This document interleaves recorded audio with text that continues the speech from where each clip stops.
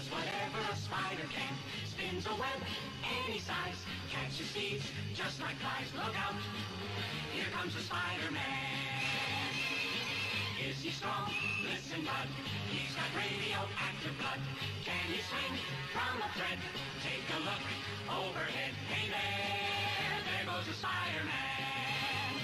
In the chill of night, at the scene of a crime, like a streak of light, he arrives just in time. Spider-Man, Spider-Man, friendly neighborhood Spider-Man. Wealth and fame, he's ignored. Action is his reward to him. Life is a great big bang. Wherever there's a hang, you'll find a Spider-Man. Welcome to the Comic Crypt Podcast. I am the Holy Ninja Toe, and I'm with Knock the Last One. Rang! And Shangus. He's a menace! Yes, and then so Xeno-nick has dropped out temporarily. Maybe come back later. I don't know. But instead, we got Matchstick. I have the power of the sun in the palm of my hand. Palm my hand. And guess what? We're doing Spider-Man. Woo! Yay! I am so excited. So we're going to talk about, in my opinion, the greatest comic book, ongoing comic series of all time.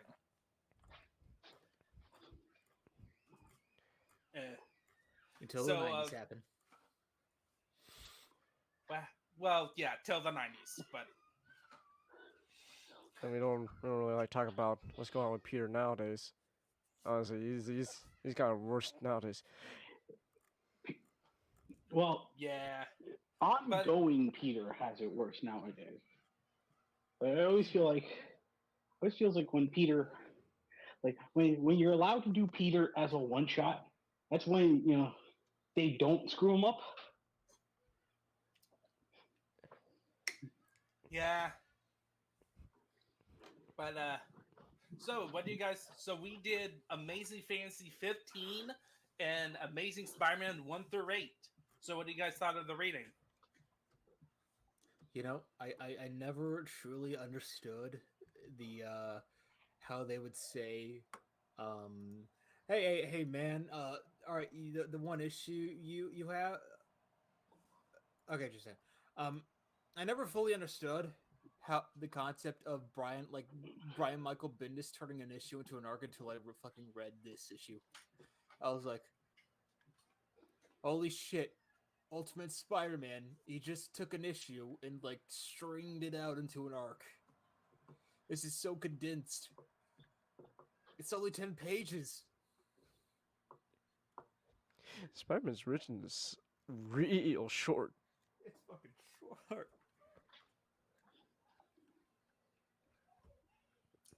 Also, Peter is a menace. He actually is a public menace. No, like J. Jonah's not, slandering. Well, I mean, correction. As J. Jonah says, if it's written, it's libel. No, it's not libel. Peter really is a menace. If it wears a spider, it's doing the crimer. Exactly. He might not be entirely like J. Jonah is not entirely true to the things that he's not entirely on the mark with what Peter is doing, but there like I could buy a bit into the public menace. All right, yeah, we could get into it. So everybody knows. So this comic series was created by Stan Lee as the final issue of Amazing Fantasy, which was just an anthology book of just random stories in there. Like the 10 pages that was in Amazing Fantasy 15 was actually part of there was other stories in it. Spider-Man was just one of them. and it was meant to be the last one, and the owner, and that's how Spider-Man was even created in the first place, because Stan Lee pitched the idea. He made the Fantastic Four. It became a huge hit. It became like the main bestseller at the time. And he went up to his editor and pitched the idea of Spider-Man, of a teenage superhero. And his editor said that teenagers don't sell comics.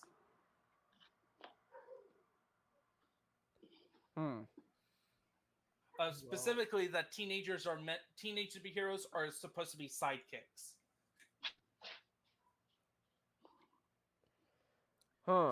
Stan Lee is laughing all the way to the bank. Yeah, and so as part of it, he brought in a good old friend, Steve Ditko, who is very important in some aspects of Spider-Man's story early on. Is an objectivist, a big fan of Iran. Okay. Yeah. Presumably, he did also pick Steve Ditko because he was probably on the off part of his on again, off again relationship with Jack Kirby. I kid. Yeah. But the reason he picked Steve Ditko instead of like he usually works with Jack Kirby, because he wanted Spider-Man to be skinnier. He didn't want to make him give him the same body build like as Superman, Batman, The Thing. Yeah. Giants, the heroic build. Yeah, he wanted it to be a more realistic build. That's why,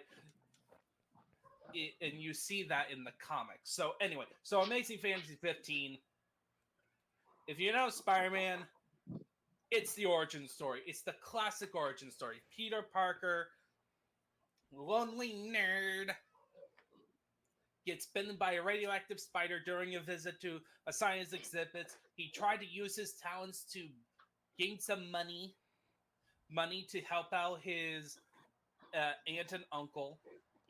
And he let a criminal pass by, even though he had the opportunity to stop him, because at that point he just got tired of being pushed around, and he goes, "I'm number one. Everyone else Why sucks." just stop him, kid? I fail to see how that's my problem. Yep. And then after some more nights, the same criminal who he failed to stop came by his Uncle Ben's house and killed Uncle Ben. And now Spider-Man, after capturing him at the end, realized the famous quote that is associated with Spider-Man: "With great power comes great responsibility." So I do want to mention something. And I don't want this to come across like I am critiquing or nitpicking it in any sort of way, but I do notice with as many times as I've witnessed sort of the retelling, various retellings of the exact origin or just an adaptation of Amazing Fantasy 15. There is, of course, the presentation of the burglar getting away and what happens to Uncle Ben. I do find it very much a surprise, like reading this comic years after and realizing, oh, there's a bit of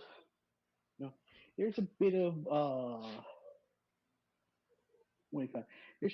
There's not so much of an instantaneousness to the two events, but at the same time, I kind of realized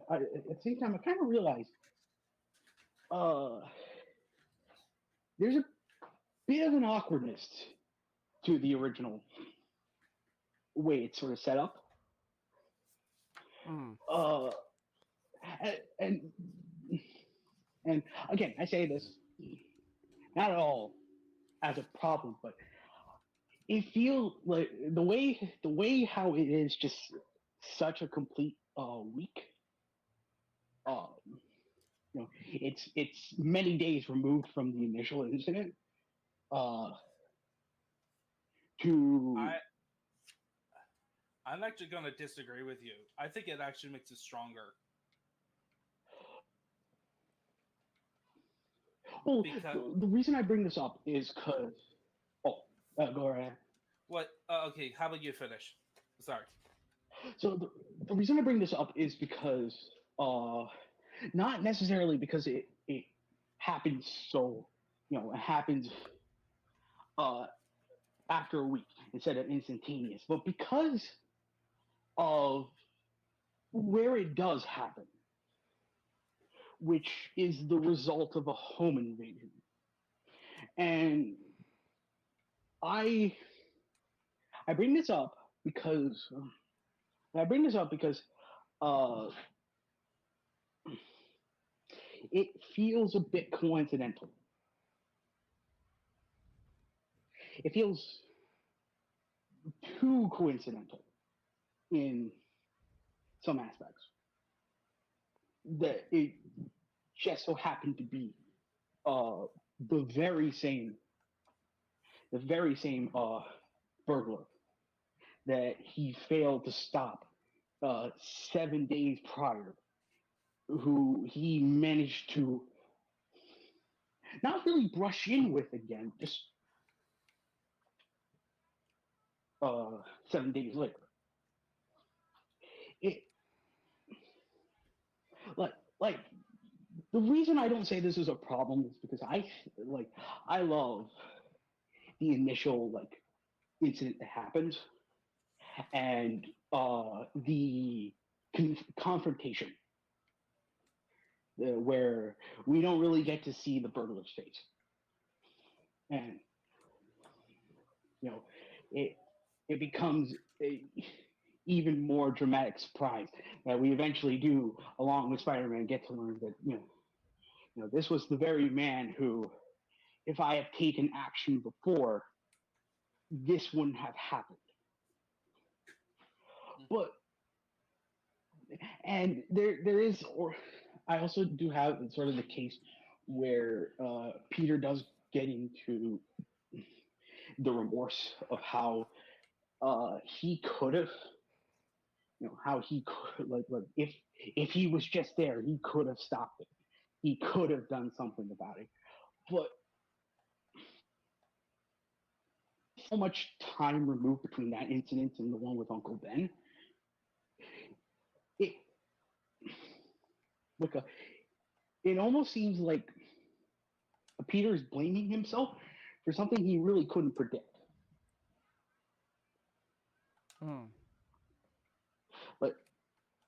Like he didn't know that the burglar was going to rob his house. So even though initially he let this man go away when he could have just so easily allowed the cop to take him in, and that's what caused the very same death of his uncle. It doesn't seem initially like a domino effect because it's quite a ways apart from each other. I would disagree because I think having, I think actually, in my opinion, this is the greatest comic of all time. I think in terms of a single issue, this is the best. It tells you the power of comics. Because this whole issue, Amazing Fantasy 15, the story is a Greek tragedy, and like in all the sense, like even the fact that the tragedy is sort of coincidental, even though it is actually tied to a main character's action of their flaw. And you see that with Peter, like at the beginning, Peter, it highlights him being loved by his parents, loved by his teachers, but his main flaw is his bitterness about him being a social outcast that comes from his pride and hubris. And once he gained the powers of Spider-Man, he's using it for his own advantage, exclusively, even though it is in the context of he wants to help his aunt and uncle with their living because they're the only people who cared about him, in his opinion. His selfish action led to the perfect scenario, even though he thinks he got away with it. Much like in Greek tragedy, there is a little bit before the hammer strikes where there is a bit of the hero of the tragedy thinks he got away with it or subvert fate in some way, and then fate smacks him hard, and that is like they lose something, and then that's when they realize of their flaw and how that flaw ruined them in some way.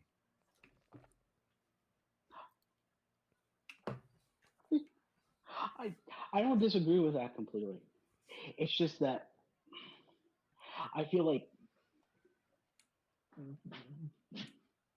Maybe I instead feel of like maybe instead of a week, it's just like maybe a day or two, maybe a night. Oh, it's been a day. You know, the guy's well, gone. well, not just that. It's just if this was Spider-Man, failing to stop a crime, when he could have easily done so, and he in turn becomes a victim. He and his family become a victim of said crime. That's already, like, I already think that is powerful enough. But there's also the case of the reveal, which I personally just find very convenient because I think it's just this could just be very subjective. It's just subjectivity coming in, but it's just like uh, I don't know if they stated early for Peter, but like I know he lives in Queens, and Queens is a very big borough. They didn't. They didn't. They kept it pretty vague in terms of locations. Like we don't even got a high school name. Everything in the early issues, like the whole parts about Queens and Midtown High, I think those are actually more from that was added at least at the latest when Ultimate Spider-Man came about. When actual real world locations became very important. I see. It's just to me like New York is such a big city. With this event happening with uh, the very same burglar, to me, like, and this is just as if I was like a kid reading this for the first time, or maybe like someone older uh, reading this for the first time, I would get the impression that deliberately the same burglar, and it would like it it lends itself to a continued story of perhaps this was deliberate.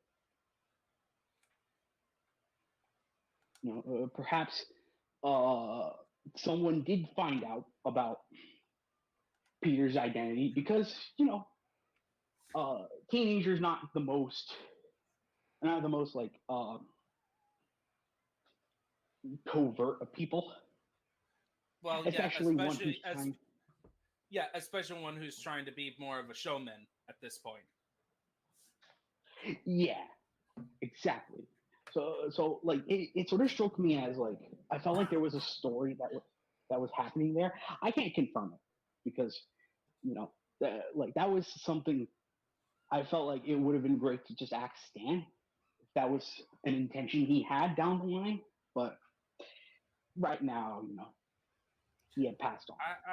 Yeah, I don't think Stan Lee wrote so many issues of Spider-Man, and then after writing the first 100, and he he was on an editor of the book for a long time.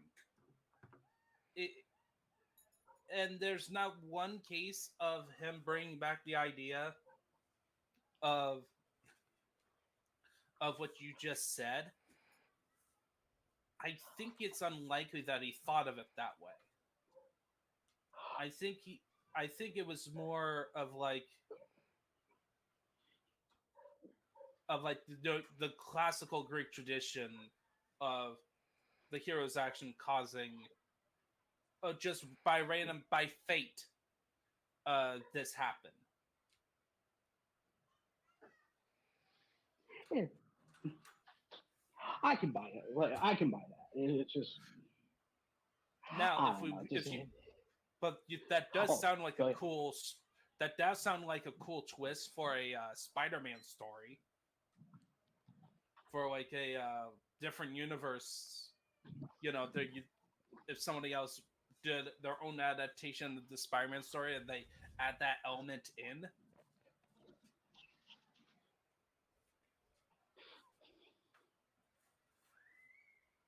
like that would be Yeah. interesting. Yeah, I agree. Again, no problem. This story is classic. It's just I can't help but think about a lot of like coincidences that happened in the story. I think maybe perhaps there was something more, and there was perhaps something more that could have been done or possibly was going to be done, but there wasn't. There wasn't, the time or resources to explore. That's just me. Yeah. So before we move on, any other thoughts on Amazing Fantasy 15? It's a classic. Yeah, it's a classic story. Like, I guess the only thing I have to say is just the pacing is just it's really fast. This is real fast paced. I get it too. Like, it's like a pitch pretty much. It's like here's the Spider-Man story. Bam, you gotta fit in like an issue with all these other stories as well. So I get that, but it's still kind of interesting to see how like, oh man, that was fast. That was quick. Yeah, it was meant to be more of a short story too. So it's because comics back then were more than 10 pages. Right. So anyway, we'll move on. I do want to mention really quick. Oh yeah. Well, I do want to mention really quick. It's like I always found it interesting how I mentioned this before to you guys, like that Americans seem to have like not fully embraced the idea of the anthology comics. Like there was a push for it like very early on in the golden age, but it kind of seemed like it fell out of style, and other countries embraced it far more than we did. Hmm. Yeah, it is. It is interesting. But so anyway, so we'll go on to the actual book, Amazing Spider-Man 1. And at this time, how do you sell a book? How do you sell comics, especially number ones of a brand new superheroes? You bring in the Fantastic Four. How do you want your new fire star, but bring your current fire stars or Human Torches, so to say? Especially since Stan Lee created both, so it's like Bring any in the readers, Fantastic Four. yeah, it's like, hey, this is the book that the writer of your favorite Fantastic Four comic is also working on. So in this one is actually kind of interesting because of one. It begins immediately after 15, which is a rare thing at comics at this time. Comics at this time, the issues were usually one shots. Always separate stories, rarely a connecting tissue, except for the multi-parters. So for this comic to literally begin after 15 was something. And Peter's already being a public menace. Yeah. He really is a public menace. How do we introduce Spider-Man to the Fantastic Four? Why don't we have him break him into their house and beat the shit out of them?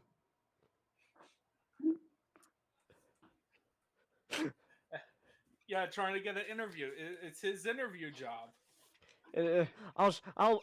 This is my job interview. I'll show them what I'm capable of by beating them up. Whammo! Sorry, Ha! Sorry, we're non-profit. This place sucks. Yeah, and it's like, you are just the word, and you think I'm bad because you listen to J. Jonah Jameson. And it's like, wait, hold on.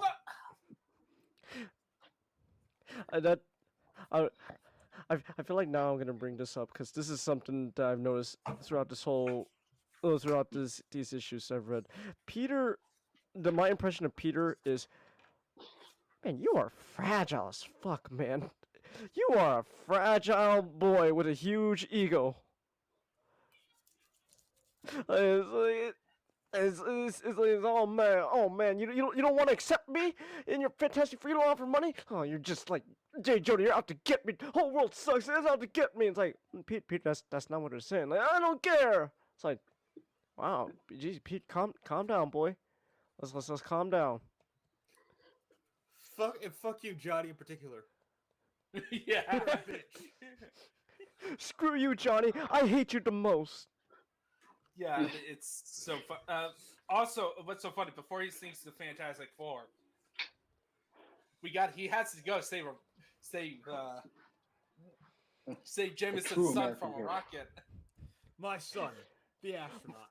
My son, the astronaut. Well, not yet.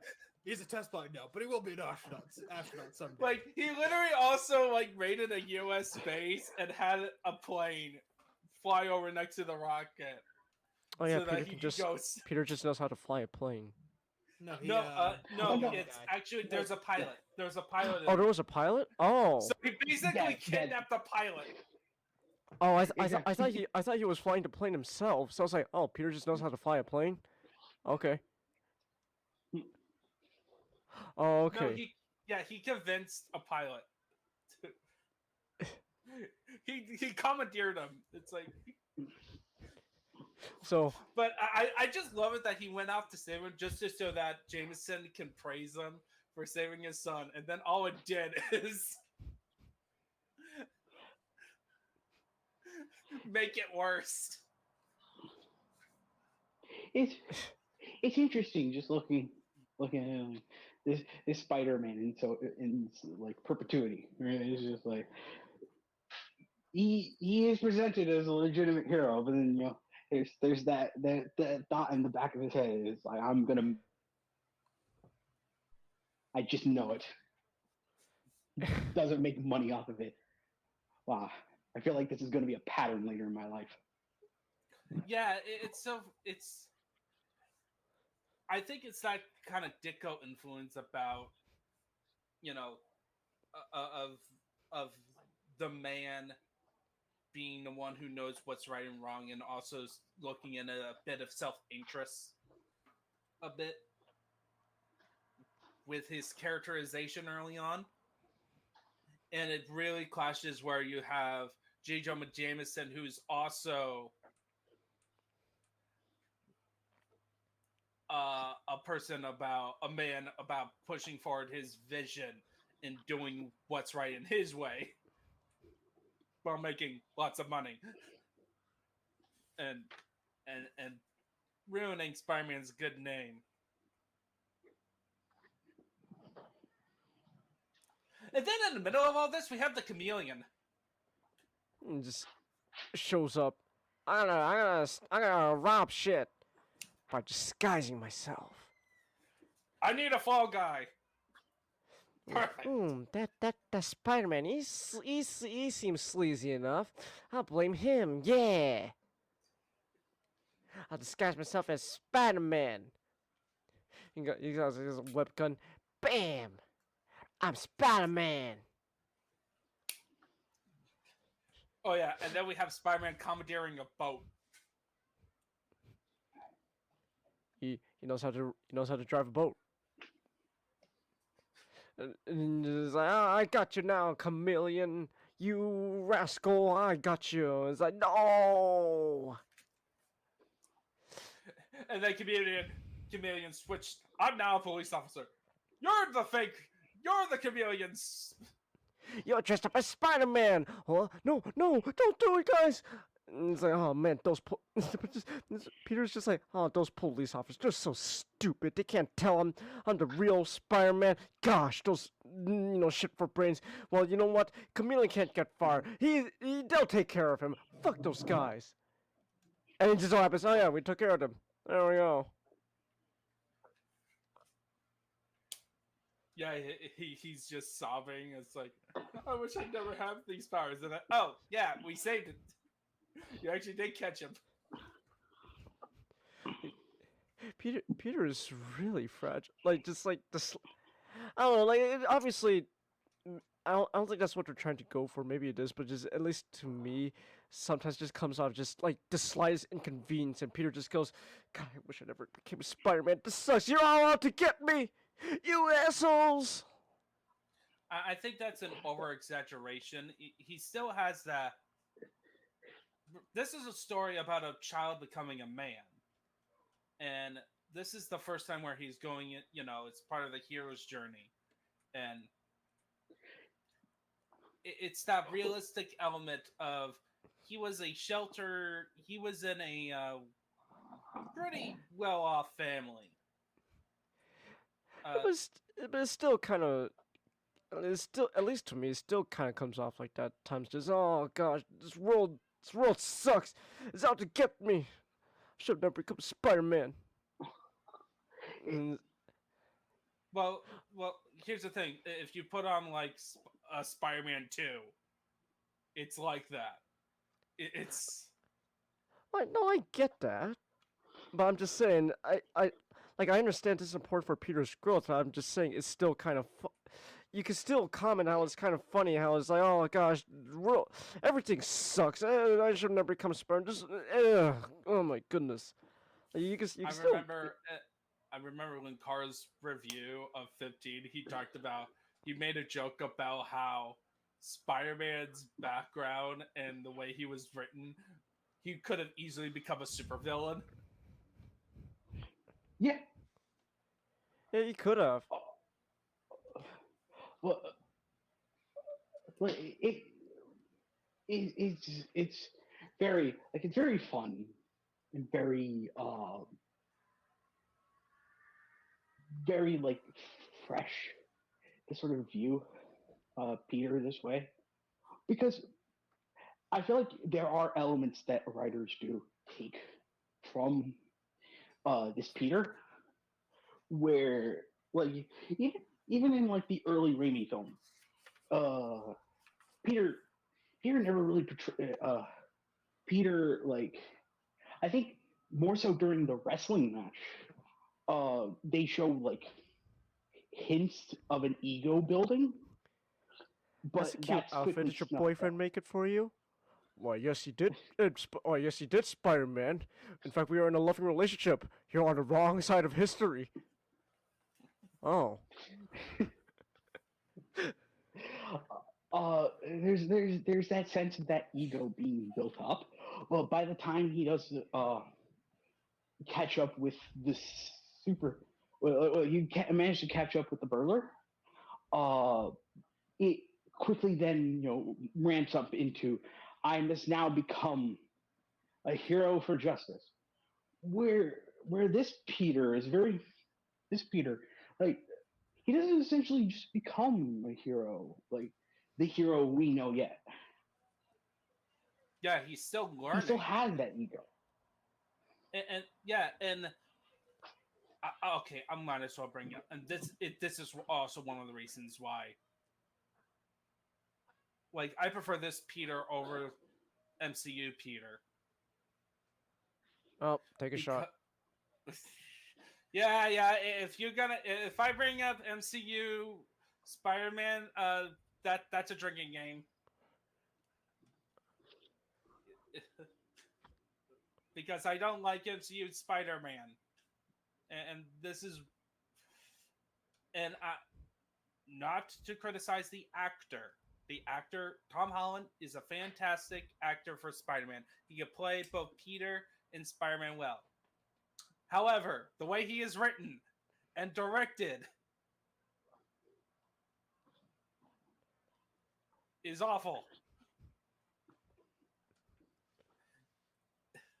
Like, you don't get that ego with MCU Spider-Man. You get the whininess at times, but not the ego. I feel that, but I feel that it's less MCU Spider-Man, more just how Spider-Man is depicted nowadays, where where that like that ego, that arrogance Peter has is not really the main focus when it comes to modern portrayals of Peter. I would argue MCU's Marvel Spider-Man has a bit of that, but it's not as prevalent because it's an older Spider-Man. Well, because the game Marvel Spider-Man, he's he's grown up. He's been Spider-Man for a while now. He's so for the most part he there's no need for him to be the arrogant fragile ego kid he was, because he's grown up. So like like for that Peter, it would make sense why they don't focus on that, but like just in general though, like even like younger portrayals of Peter, like it's not just MCU, just most portrayals nowadays, they don't that fragile ego is not like a thing they focus on. Oh, except for Spectacular Spider-Man, they actually did do that well. Well, Spectacular Spider-Man's on a whole nother level when it comes to shows, so. Yeah. There we go. Before the show started, me and Chang, Changus and I need to learn proper placement. Changus and we actually did talk about it a bit, and how it always seems like much more modern portrayals of Peter as a character likes to emphasize more the fact that he is a geek, that he is the other, and there's they like to dip in a lot with the stereotypes, like that he's a weenie, that especially Raimi movies. he's very timid. Yeah, especially the Raimi movies. There's a sense here where even though he is sort of he is on the very nerdy side. They like Peter here likes to be portrayed more as a teenager. He's not the annoying teenage character, but he's not like an adult as a teenager. He's a teenage character who has aspirations and wants to become who has to become a man, and he's still dealing with not only the life of a teen high schooler, but also having to become an adult.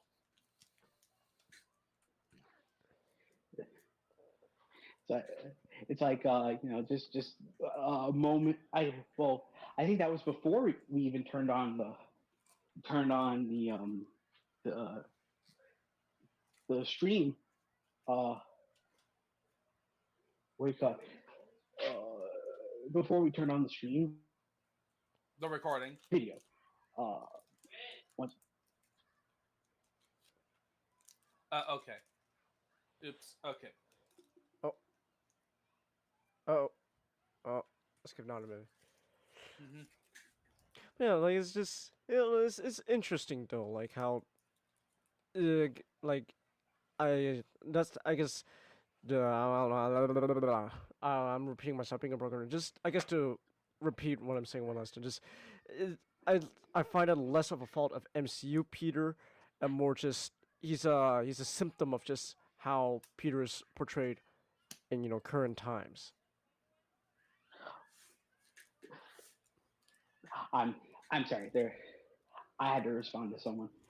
Yep. Um, so, so the way, yeah, it's like before we even started the recording, um, we all started like admiring the fact that it, like Peter and Flash's relationship with each other, where it's not necessarily just this one-sided sense of aggression.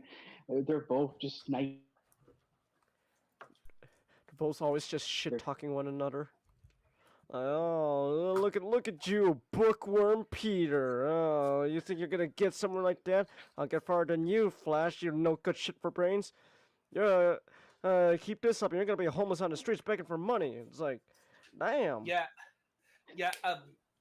Let's hold on to a bit more of the Flash and Peter relation. I want to say that till issue 8 because you know Alright.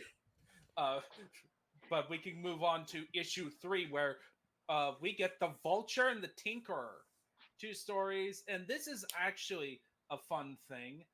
If you notice, this is the first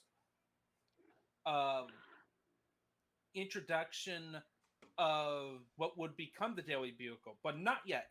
The Daily Bugle is going to come, I think, in the next issue. It's now called Now Magazine. Well, now they established later that Now Magazine and the Daily Bugle are different Yeah. publications that Jonah owns. Right. He owns 2 publications. But Dang, it's Jonah. just How come your mom lets you have 2 publications? a little bit of a retcon, but it's still cool that. And this is the one where we learn how Peter becomes a photographer. Of course, this is a first first member of the Sinister Six showing up, and it's the Vulture. The Vulture. And he flies through the wonderful power of Magic. magnets. Magnetism. Be back in Well, magnets are magic. Oh, Just alright. continue. Yeah. Alright. Well, magnets So- are magic. Ooh. So there's a case where I can't remember at one point, and this was like during Homecoming, where I got in a debate and something about Spider-Man having to make dumb decisions, and like how in that film I felt like the punishment for Peter's things was more he was trying to do the right thing as opposed to him making mistakes. He did everything right, but the story kind of bends to make him wrong.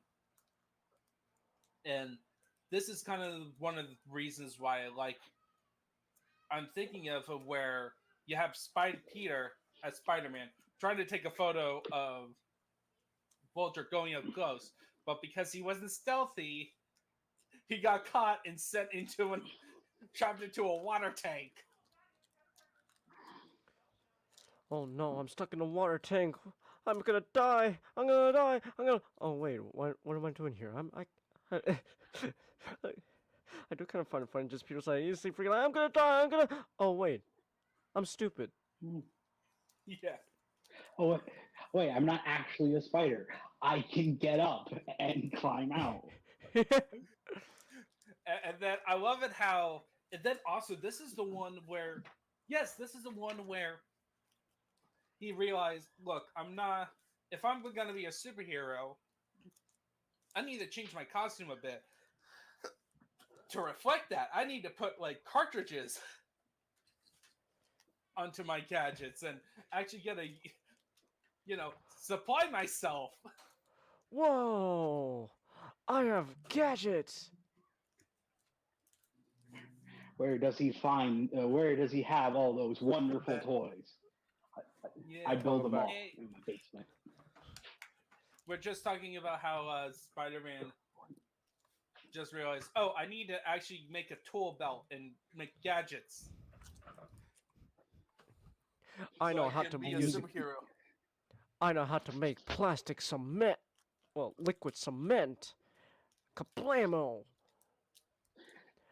Yeah, anything's possible when you're a science major. Oh, Remember, yes, the old and great days of Oro comics, where just having the word science in your name means you could do anything with technology. Science. Science rules.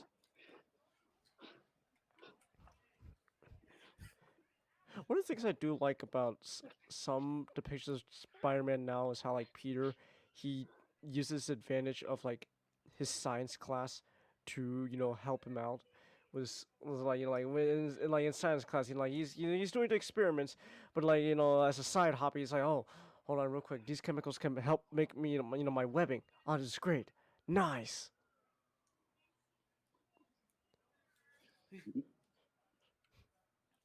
Yeah, I'm fine with that. It really just depends on the context of the scene.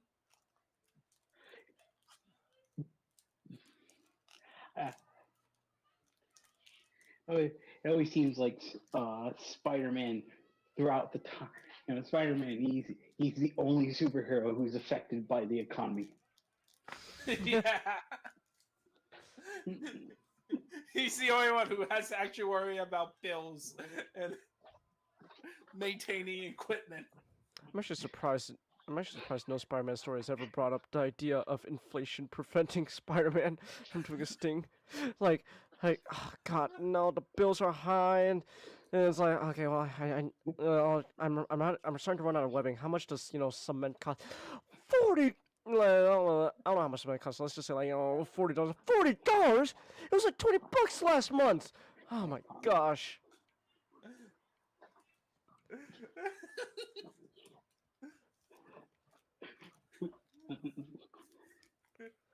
Him having to budget his webbing.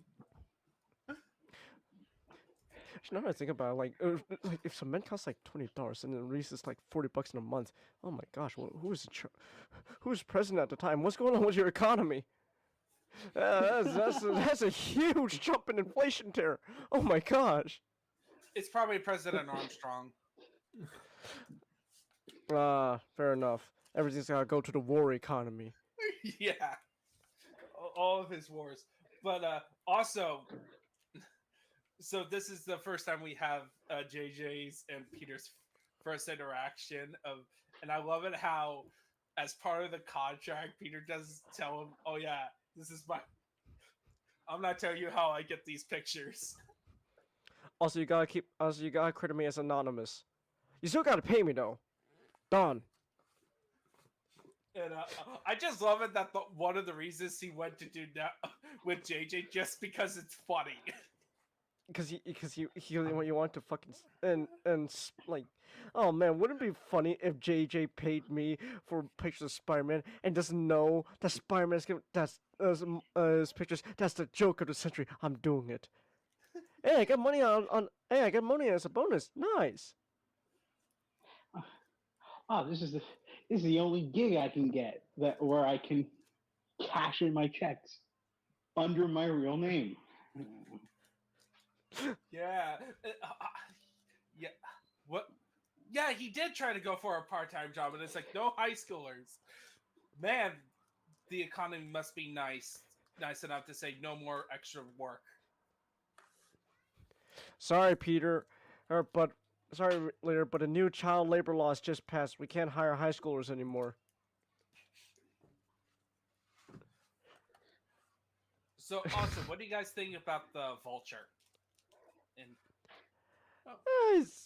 It's okay. Uh, the Vulture has been like the Vulture has been one of my favorite underrated villains. oh yeah, Because people always like to sleep on the Vulture because they think, oh, he's some kind of old man who with the power of magnets, has managed to unlock the powers of flight.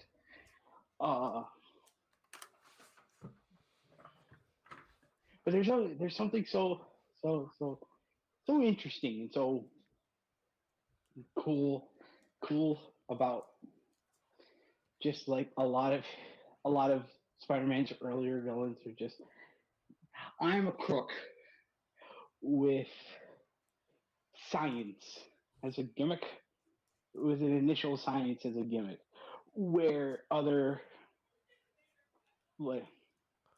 where other capes at the time they were handling like a lot more fantastical super powered supervillains, where Spidey's initial supervillains they're all just dudes. people who Yeah, do it. Like most of them are just dudes. Like he's the Look, just only like a fucking superpower Sandman. feeling. Just like a Sandman. He's just a guy. No Just a costume. guy. Just a guy. Yeah, his outfit is just literally a shirt and pants. This is what I was wearing when I was nuked. Yeah, That's what I was worried. I was nuked. Now it's a superhero costume. I do like how Vulture is very clever about how he did that jewel thief where he went through the sewers where everyone else expecting, oh, he's a guy in a wingsuit. He's going to do it through the air. He could fly. Oh fuck! You could use the fucking sewer. Oh my goodness! Who could have seen this coming? Oh my god, he's intelligent. We can't do anything to stop that. Yeah, He's intelligent. And Oh then my he's spoiled goodness. by a device. I also love it that he got thrown in prison with his suit still on.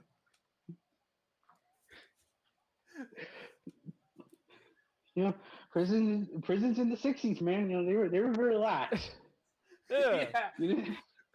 It was only then when he returns that they decided to put him on normal prison garb.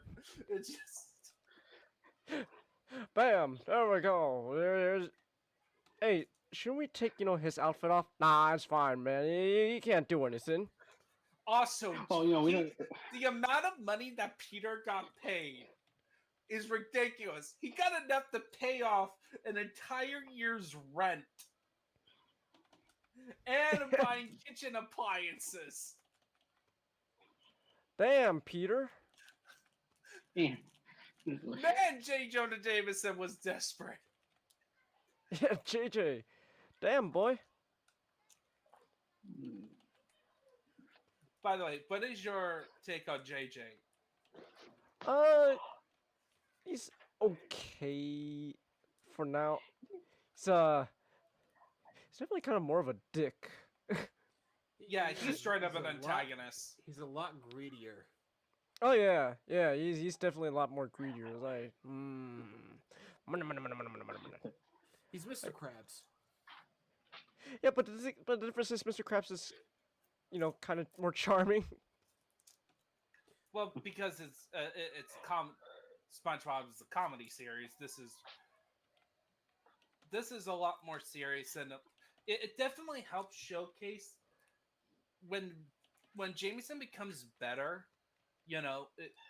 It really shows you how it's a great sign of progression where you have at the beginning, J. Jonah Jameson is just a straight up antagonist. Hmm. And then later on, like, he gains his respect.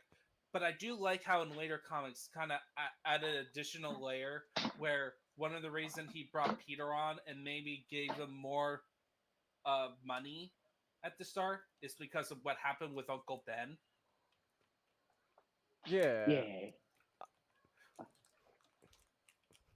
You know, I again, it's probably just because that's the J version of J Jonah I grew up on. So it's more like just a thing I always just kind of prefer J Jonah, not a straight up antagonistic role. Just the kid just needs some. I'm just helping out the kid. You need some luck, man. I like him being more of an antagonist at the beginning, but I do like him develop. But like that additional stuff adds nuance, right? Yeah. And, like in this early comic, I like it the way he is written, but now if I have like a redone version and they don't add more nuance to J. Jonah Jameson, unless it has like a good performer, I'm a bit iffy on Hmm. Because, like, I still like this version of J. Jonah because there is that there is that idea that there are just some antagonists that you can't really fight. They're gonna they're gonna spread your name through the muck because once upon a time journalism was seen as a respectable profession. No My, how the way. times changed. Wow. Journalism respected. That's amazing. Was some Yeah, mythic it was in the age. land. It was the time when it happened was during the time of Narnia. The time of Narnia. Journalism has always been crap. Journalism has always been garbage. Yeah. There's what do you call it? What do you call it? Though like this Jonah, I think this Jonah more than anything kind of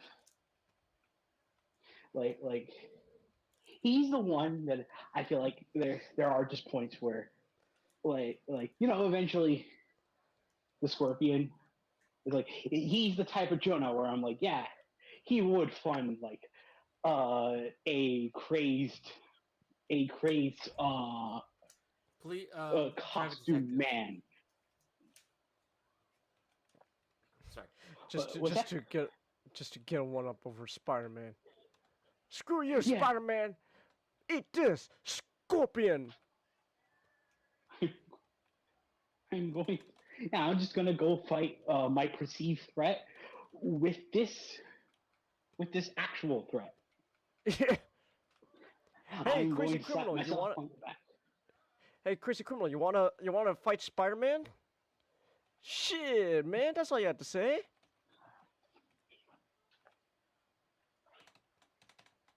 Even very like early on, just with like the way Peter not even just proclaiming like, oh, I want, I after I save after I save like your soldier and your son, I want this, and this. It's like, no, just goes ahead, like, yeah, let me take the part up to him, let me go save him, just like because he believes like just through the act alone can he get acclaim. uh, even like Jay Jonah has this wonderful belief that this couldn't just be this couldn't just be a man who saved his son's life out of the goodness of his heart. This obviously had to be a ploy. Like, there has to be a catch here. What's the catch? Yeah, Jay Jonah is just he hates Spider-Man so much he can't think anything good with it, anything positive. Hey, J. Jonah, don't you think, maybe he's actually, there's no catch at all. Bullshit. Everyone has a catch. I don't pay you to Speaking of- think. I pay you to write. Speaking of thinking, but we covered the back issue of the Tinker. Yeah, sure. Tinkerer. Aliens! Aliens. Oh, those ancient aliens, man.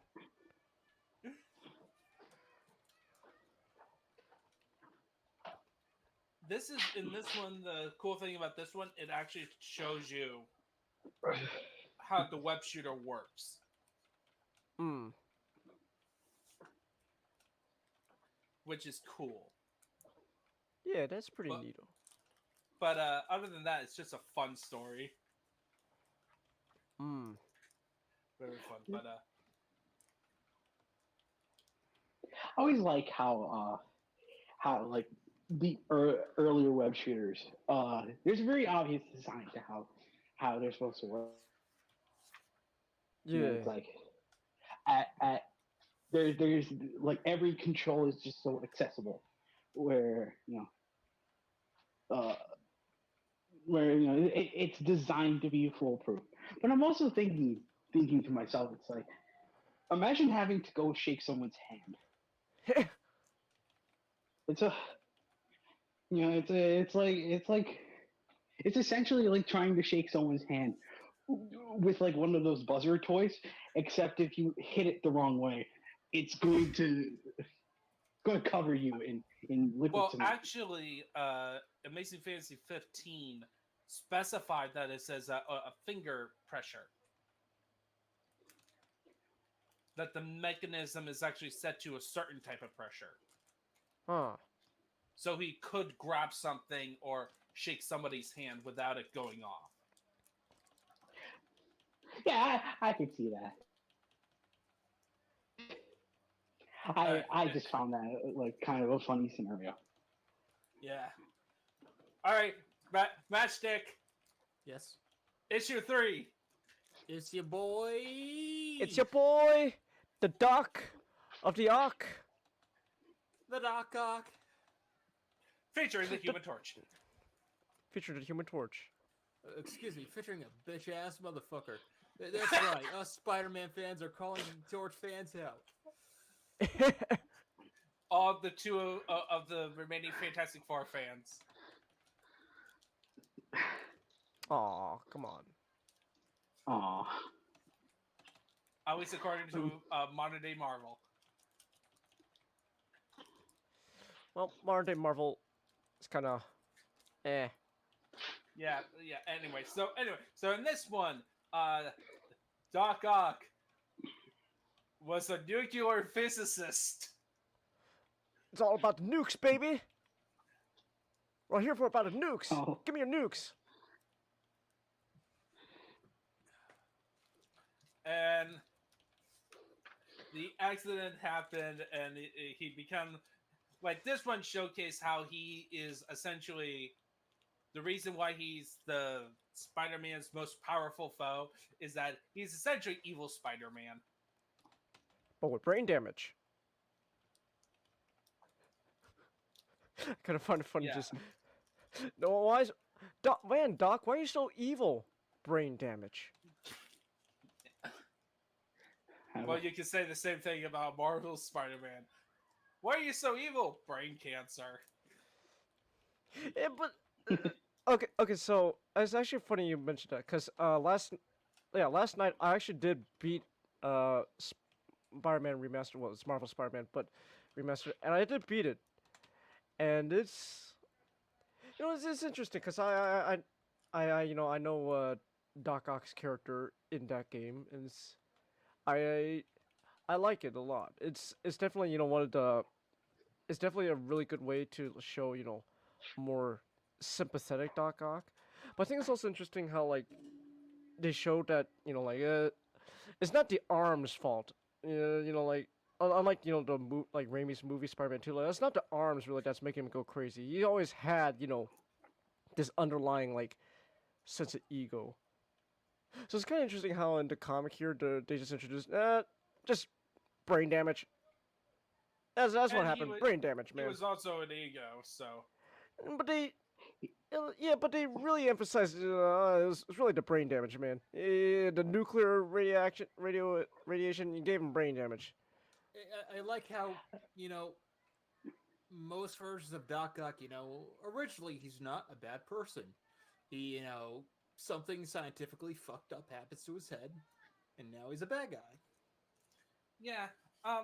Though it did show a bit that he, even in his introduction, that he is a bit prideful.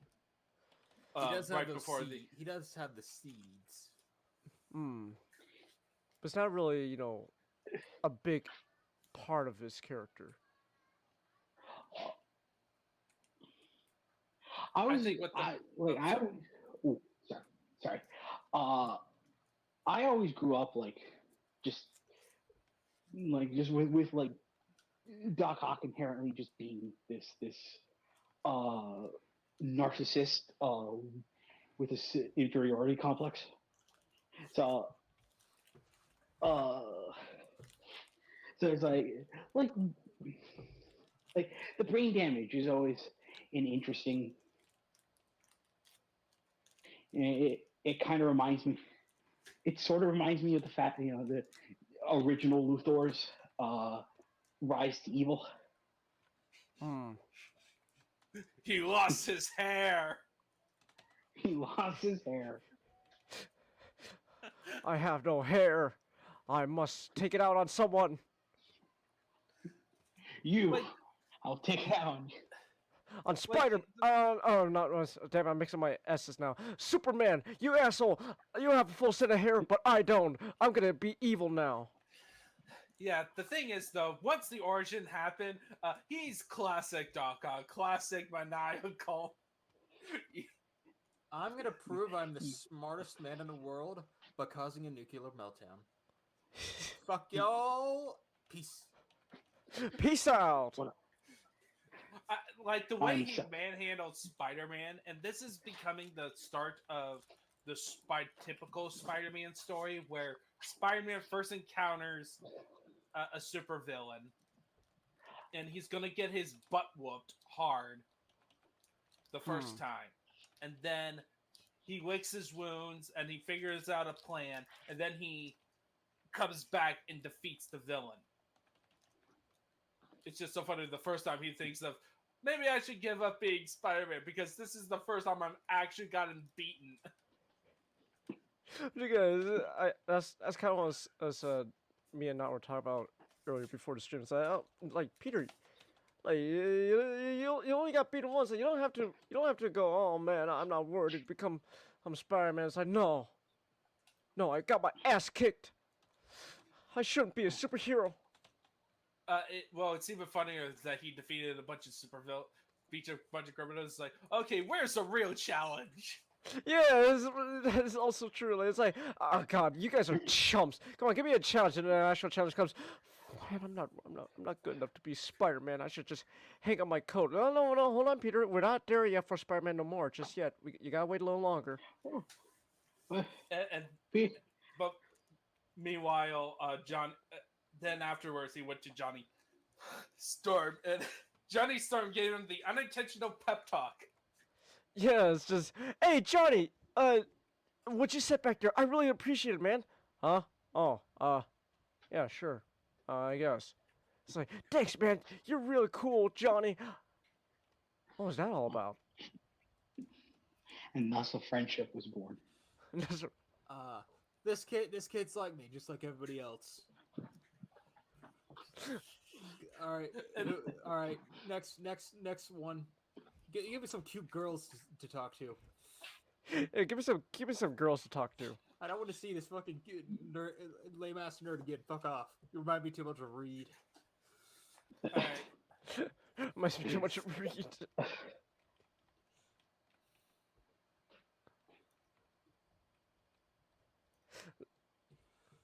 So this is kind of funny.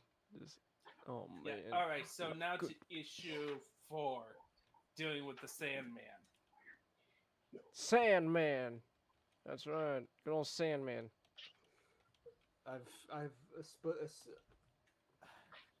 I can't. Spectacular Spider-Man has affected me that I can't hear these characters without hearing their Spectacular Spider-Man versions. I But I know. think Sandman is the worst because I always hear just not John DiMaggio. I must. It's one.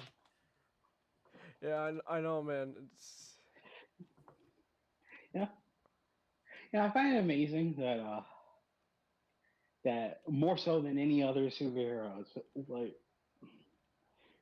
we get like just with Spider-Man, it's like every single early comic just seems to introduce more and more of his iconic villains, It's like and Stanley's like "Hey, it took a few tries. yeah, took a few lot of tries. characters took a few tries, and then Stanley's just like, all right, here's about 15 super villains that will go on to the end of time. Enjoy. Enjoy. This one's just a dude made of sand. All right. So what's this guy gimmick? He's made out of sand. He could turn his fist into a flail, and it'll hurt like shit. It'll hurt like shit. Make more issues. Make more issues of the man.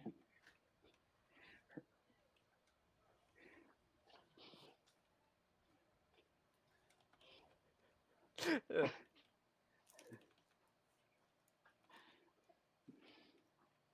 Okay.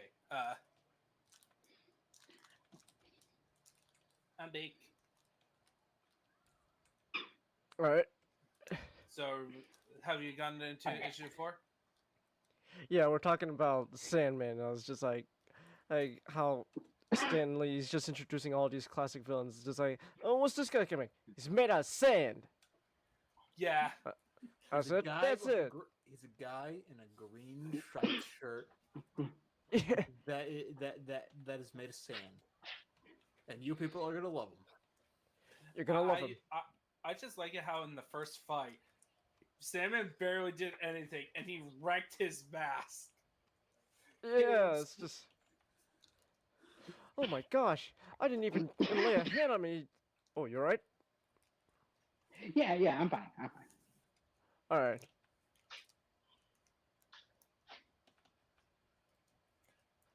Also, how on earth does he rob banks? Like, where does he store the money? Probably has like bags made out of sand. All of his organs. Yeah.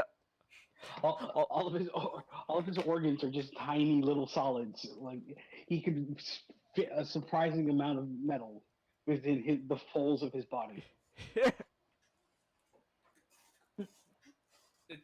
It's kind of funny that also like Peter had to hide from Aunt May the costume when he's trying to sew, so he pretends to be sick.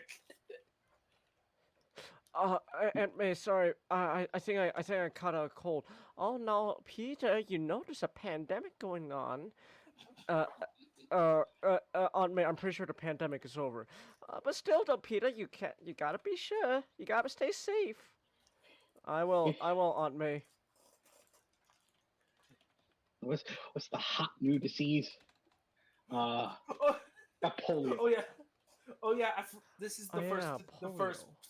This is the first spider prank on JJ. Oh yeah, you just fucking. But again, he's not exactly proving Aunt JJ wrong there when he's like, oh man, you're a menace, Spider-Man. It's like Peter, if you want to show JJ you're not a menace, I'm pretty sure you shouldn't be doing what you're doing, man.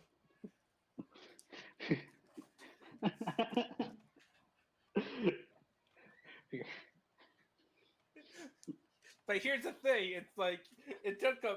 It's so surprising. It took him 4 issues before he did anything directly to JJ. It's like day one he was complaining, and now he's just like, "All right, you know what? At this point, prank war." Prank war, JJ. Let's do it. You and me. Oh.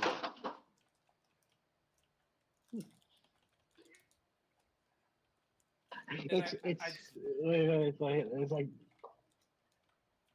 today this is the moment where the gloves come off. Yeah. If you want to see a menace, JJ, I'll show you a menace. Yeah. Hi, Only to you. Hi, I'm Peter Parker, and this is Web Chair. All right, Peter, what are we gonna do? All right, Peter, what are we gonna do today? Well, so I'm gonna web J. Jonah to a bunch of stuff, man. Why? Because he's a dick.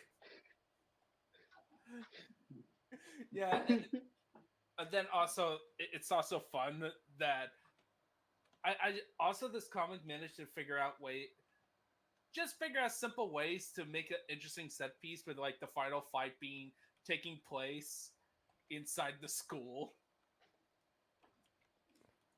And all because Sandman is trying to avoid the cops and then accidentally went into the wrong room.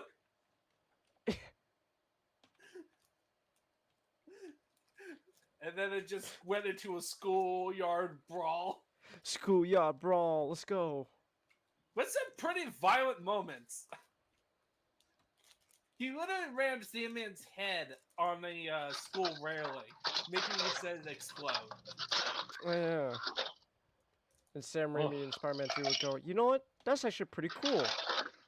Let's make it, let's, I mean, the guy's made out of sand. I kind of like that when, like, villains are just made out, are not really, you know, they can survive, like, brutal stuff, so they just go all ham out. Like, I remember, Spider-Man 3, Peter just took Sandman's head, just rammed it against a subway train running. It's like, oh my gosh, Peter.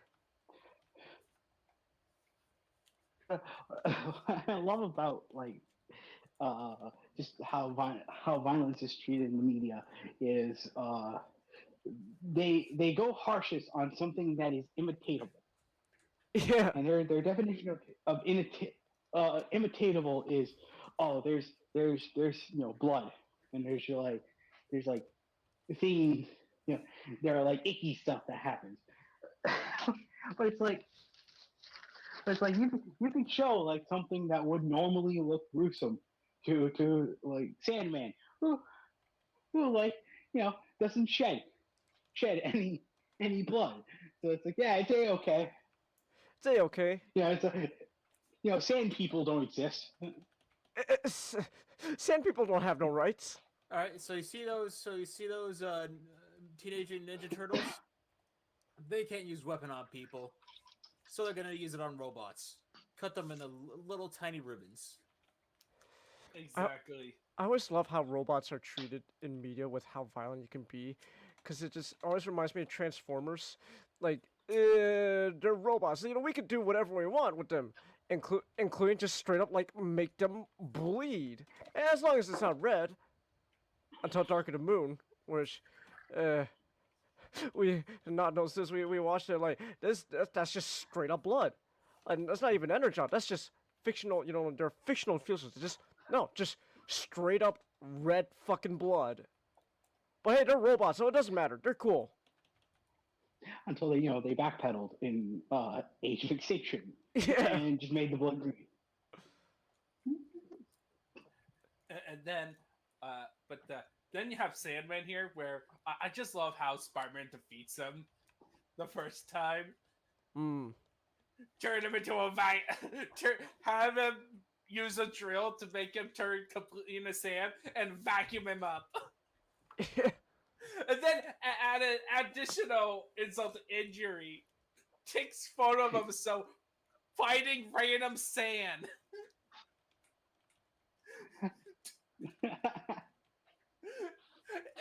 And said it so that, and they gave it to JJ so that he has the pictures of Spider-Man fighting Sandman. Technically. Technically. I mean, it's made out of sand. He won't. It's sand. He won't be able to tell the difference, right? Yeah, he won't be able to tell the difference. It's cool. It's cool, man. It's red. Yeah.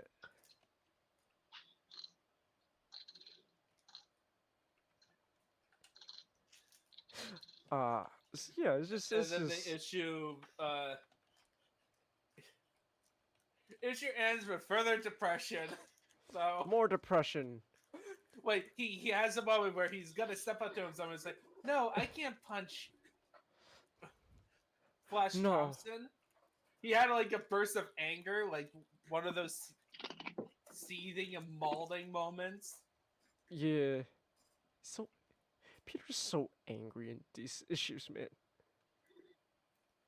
He's so angry. It's like, oh gosh, oh that Flash! I'll show him. I'll show them all. Just you wait, you assholes. I do like the ending speech though, where Hmm.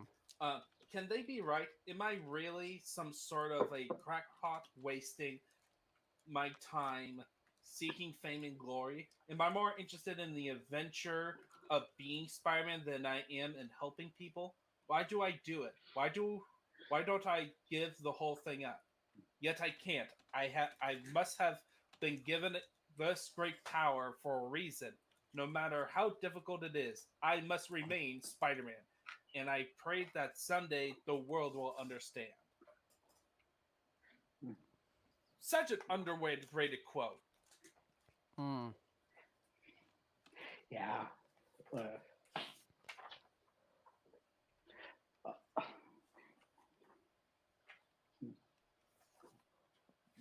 Alright, so in my Spider-Man omnibus, there's a Strange Tale adventures featuring Spider-Man and the Human Torch team up. But that's not what we're doing today. But now we're on to issue 5, speaking of Fantastic Four. Speaking of the Fantastic Four. I want to mention something really quick. Yeah. Just an aside, because I didn't get the chance to do it. I forgot to do it in like issue 2. Yeah. My favorite goof in the entire issue. Peter Palmer.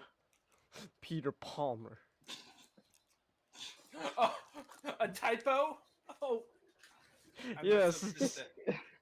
So me and not before the recording, we were just joking like, oh man, I guess there's just 2 Peters running around now. There's Peter Parker, but everyone always seems to forget about Peter Palmer.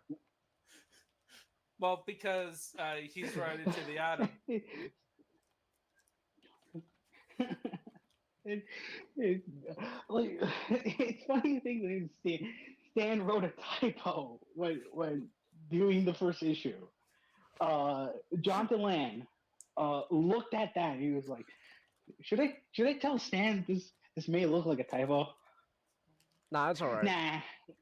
Nah, it's alright. Let me just do the lettering. So this story is Dr. Doom, with a Woo, whole Dr. special. Doom. J. Jonah Jameson puts on a whole special talking about how evil Spider-Man is, because of course he does. And Dr. Doom saw it and thought, ooh, he can make a great ally. A great ally. At last, someone who will join me in my adventures of evil. And to screw over Reed I found Richards. my brother. I just love how Peter's like, so what? You want to be like friends or something? Friends? No, I don't have friends. Oh God, no, you're cringe. Never mind, I don't want to team up with you. You think we could be friends? Well, I just love how he contacts Spider-Man by using a random spider. Yeah. Some super science BS. To just contact him through spider sense. You know, I kind of missed out when like they just did absurd shit with the powers. Oh yeah, Peter, you could contact Peter through his fucking through just a random spider. There we go. That's how it works. Yeah. I like it. It ties back into like back to issue 1. It's just I like how it just Peter's spider sense at that time was just kind of treated like some sort of microwave. So like you could just send messages through it, like you're texting to it. Oh Oh man, just imagine nowadays that happens. It's like,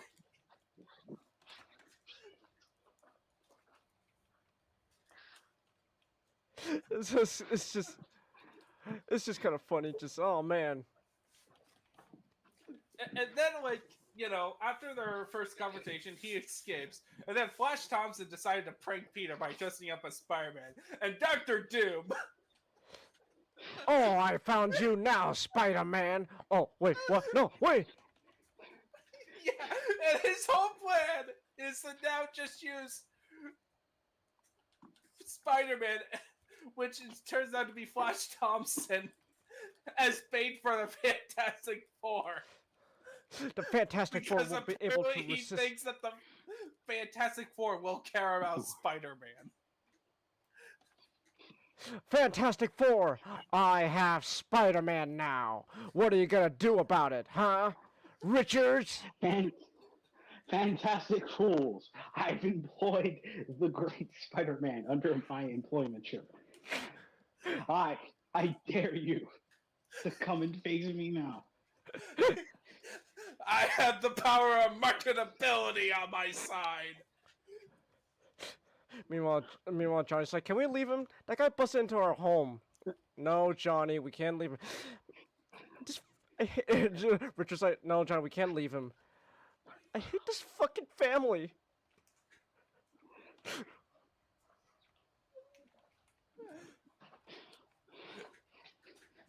And then, he broadcasts it to everyone. So it's like, I have Spider-Man, and then I have Spider-Man. Oh. I do like this little smile he has while talking with Liz on the phone. It's like, oh, he was pranking someone. I wonder who that will be.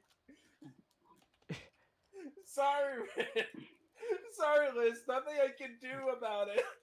Sorry, Liz. It's out of my control, man.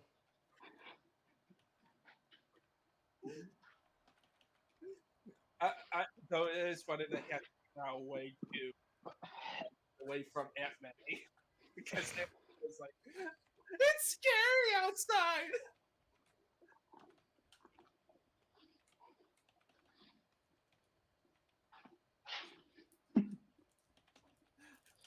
And then, of course, they fight again, and he wins. He wins, and then she just leaves Flash Thompson's behind for the Fantastic Four to pick up. Oh, the Fantastic Four will take care of it. It's not my problem. Goodbye. Bye. And then, of course, Flash spins it to make him look good. To be fair, though, it's like, Peter, what were you expecting? I'm looking at that same scene, and it's it's the common idea that Flash admires Spider-Man so deeply. I just imagine that it's like, look at that. That's a true damn hero. On the building. That's a true hero right there. I love Spider-Man. Oh yeah, wait, didn't Doom blow up a building and Spider-Man got blamed for it? Yeah. Like at this point, if anything goes wrong, they just go, somehow Spider-Man is responsible. Oh, that's Spider-Man again. Oh my goodness. He made the traffic lights go quicker. Oh, it's that Spider-Man. Looks like we're gonna have to deal with him later, boys. Daylight savings is all Spider-Man's fault. Guys, the president's been kidnapped. Oh, that's Spider-Man. I should have known he'd resort to kidnapping the president. No, it was Nicolas Cage! Oh my gosh, Nicolas Cage was Spider-Man this whole time. We should have known this, boys. Especially when he took the Declaration of Independence. Not the Declaration of Independence, no. Well, at least he thought in Florida. Oh, wait. Oh, here's Spider-Man's in Florida. I just love it how the whole thing started because J. Jonah Jameson decided to use the lizard as just a publicity thing to just bash Spider-Man more. Oh, the lizard! It's all Spider-Man's fault. Like, if it weren't for J. Jonah Jameson, the lizard would just be around. Spider-Man would not be fighting the lizard. But no.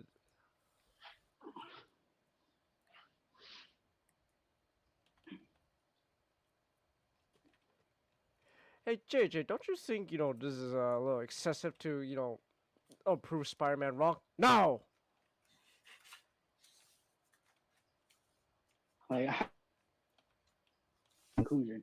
Now I just need evidence to support it. Yeah! I just need evidence to support it now. What's my evidence? And then, like, you have a little museum scene where he saves Liz to maybe get the girl. To get the girl. Liz, I love you, Liz Allen. Liz Oh, Allen, yeah, and I during love the- you. And, like, during this, we get Betty Brant. Like, we're kind of Yeah. the first love Betty of his Brant. life. Yeah. Oh man, Betty, I love you. You're amazing. Thanks, Peter.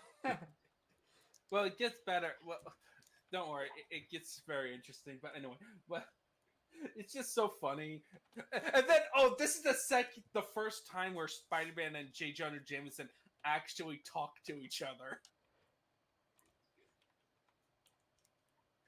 When he webs JJ on the roof. Yeah. Do you think Peter puts on like a voice when he's talking? Oh yeah, to I JJ? think so. Like the Batman voice just has JJ, I'm here for you. No, Oh I my think gosh, I knew you were a menace. I think the voice is probably more like a hero, like his heroic voice, Oh, or more. I'm Spider-Man. How are you doing, Citizen JJ? Like I kind of, so in terms of voice tone, I kind of imagine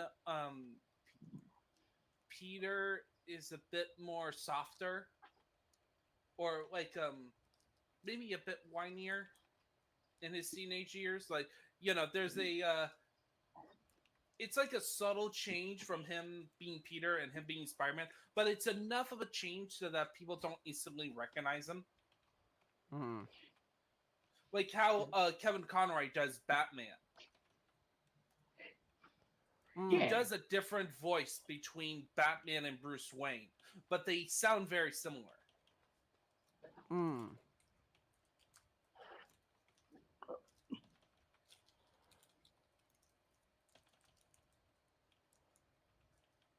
Okay. Yeah. I can understand that. And I like I it was, how I was imagining. Oh. Hmm? Oh no, I always imagined like Peter would have a lot more of an easily voice that would, resolve itself by the time he entered college. Hmm. yeah. And, Right. and then He's just like, no, you can go on. I think I was just my gonna point move is the valid. plot forward a bit with like, oh yeah, J. Jonah Jameson decided, Peter, you're going to Florida, and I'm coming with you. What? We're going to Florida.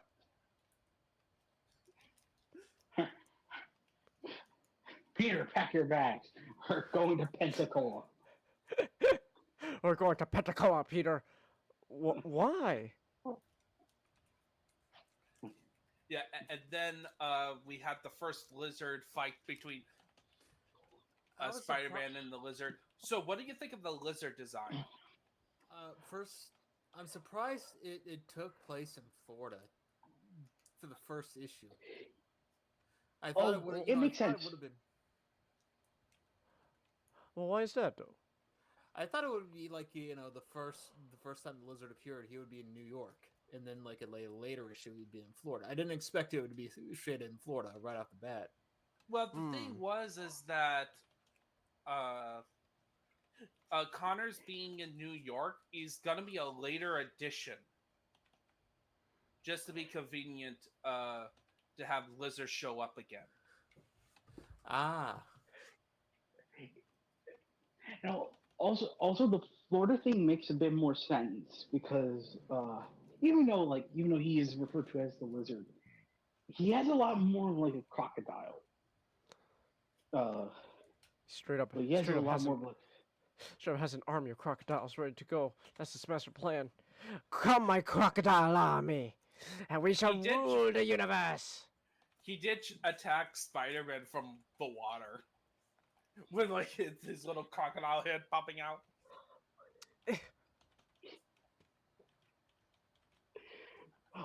It's like yeah, like that crocodile motif. It works. I think it works like somewhere like in like swamplands, like the Everglades. Seems more appropriate because in the 1960s, what you got, the urban legend of the crocodiles in the sewers or like the alligators in the sewers wasn't really a thing. So, so like what we would initially just see as like just natural. It's like, there's a slimy monster that sort of possibly lives underneath New York. It's something very later on that was propagated in the 70s.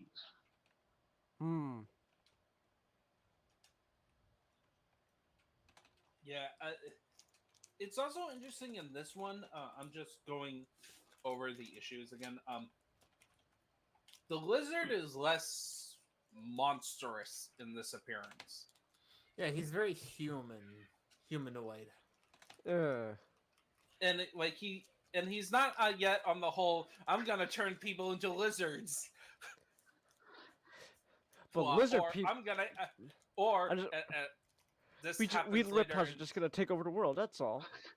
Yeah, I'm gonna eat my wife and child. Yes, that happened. When did that happen? Yeah, it was. You can I guess can't remember what time about period after 90s. It happened. I don't like to think about it. Yeah, that's a little. Again. That's a little. Yeah, I don't know how I feel about that. That's dumb. Oh, that's it's dumb. Oh yeah, it's edgy and dumb.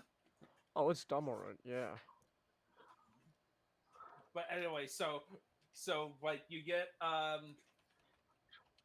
him learning about the family, and then the whole it's essentially the lizard story, the first lizard story that is usually adapted in every time the lizard's been adapted. Well, except for Amazing Spider-Man because they were doing something different, but.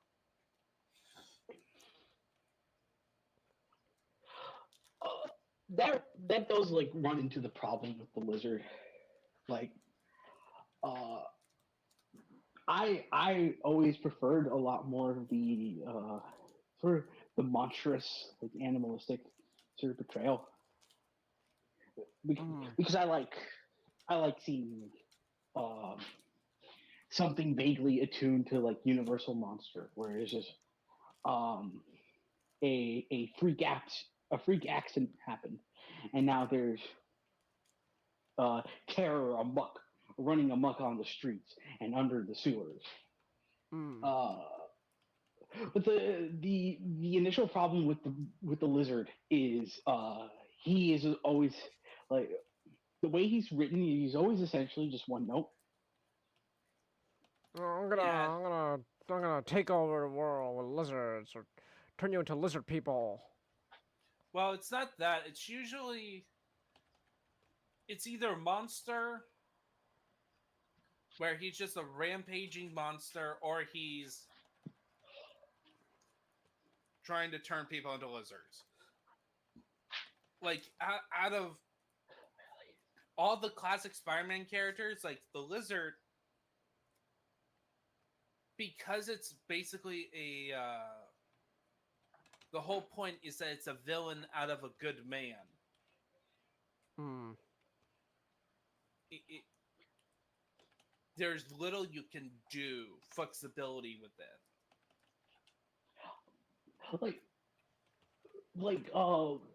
I like Dr. Connors just a lot more. Just a lot more. Like, like if you were ever to have a continuity where all we just got was Dr. Connors and there wasn't really the Lizard, I'd be completely fine with that. I prefer kind of more. Yeah, like the Lizard is a Um, storyline you could do This So many times. 3 story. You can only do it 3 times. 3 where times. you do yes. Okay, so you do the first time where it's this story, and then the Alright. second time is later on he comes to New York and it happens again, like Or a the other way regression. around. But you know, the first you gotta have one story in like the creation, the second story in like Florida or New York. Yeah, but then the third one is it's gonna be interesting. I think it's gonna be outside of our reading. In fact, it's gonna be like the same arc that the issue 100, which is Stan Lee's final issue that he wrote, happens. And in that arc, which introduced Morbius, the Lizard reverts to the Lizard. Morbius. But because of some things, the Lizard had Connor's minds restored. So now he's in the body of the Lizard, but he has the mind of Connor's.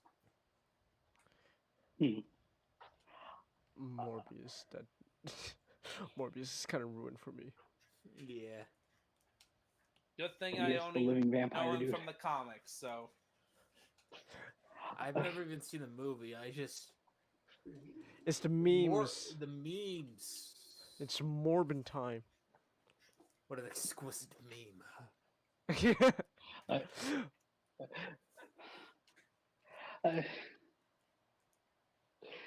uh, like with Connors,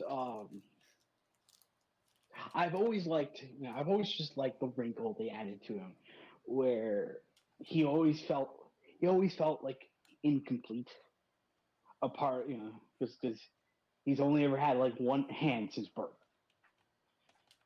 Oh, what? What was that? Not in this one. In this one, he Yeah, in lost this it one, the he war. lost... He lost it during the war. Yeah.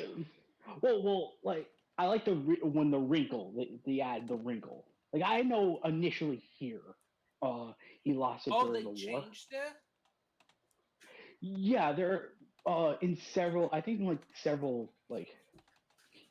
retellings, he was never part of the war. And they explained it as, oh, it's a birth defect. Okay.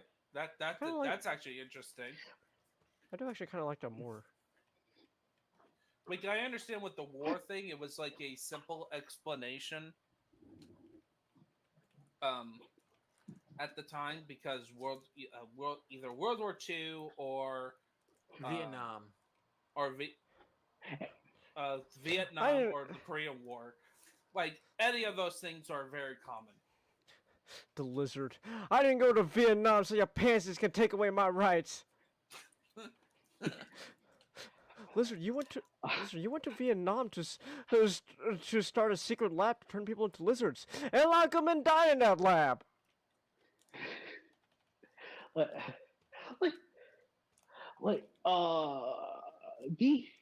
The war thing. Yeah, that's a pretty good first explanation, because it was so prevalent. Because during the early 20th century, that we would just be fighting a lot of wars. But even with, oh, go ahead.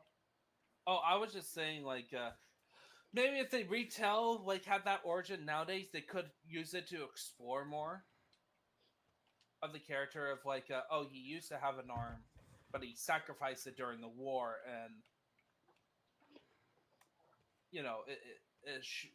just highlight about losing something kind of makes drive somebody to, create lizard serum.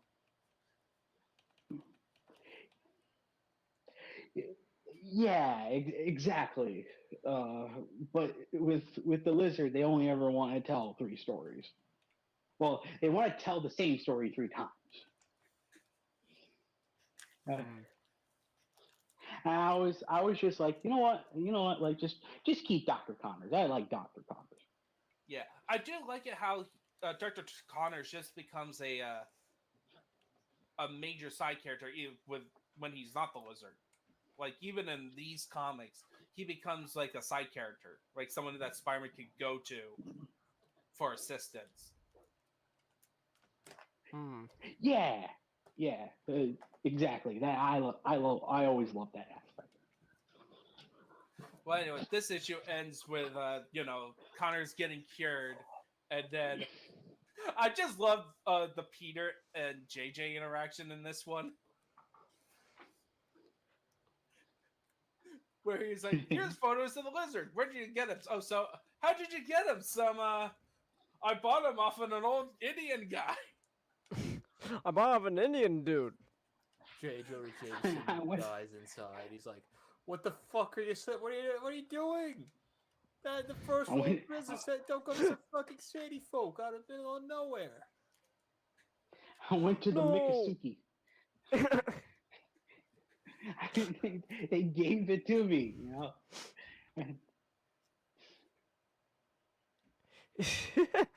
Yeah. All right. Next issue, we got the Vulture return. This is our first time that we have a returning villain. Woo! And this is another a fun one where, so the Vulture escapes prison because the guards didn't pat him down for random parts, so he escaped. And then the Vulture made a better suit that counteracted the last time, and then during the fight, he sprang Spider-Man's arm, and now he has to fight the Vulture one-handed.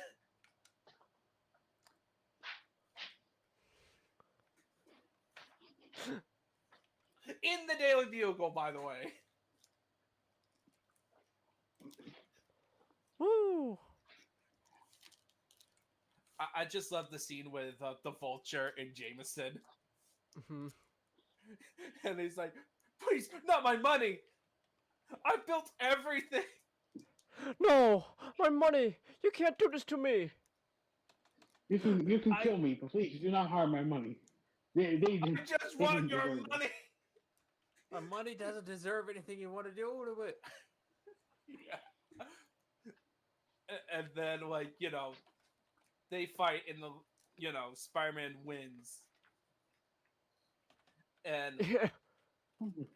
But then my favorite part of this issue is the ending where we get, after reading through all the torment that J. Jonah Jameson put Spider-Man through with his newspaper and everyone believing him, including his own Aunt May. Sweet old lady. Oh, Aunt May. Spider-Man then just has to fight another direct talking about JJ who said, "You need to pay for damages in my building."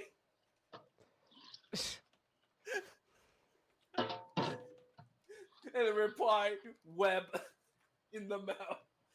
Yeah. And Peter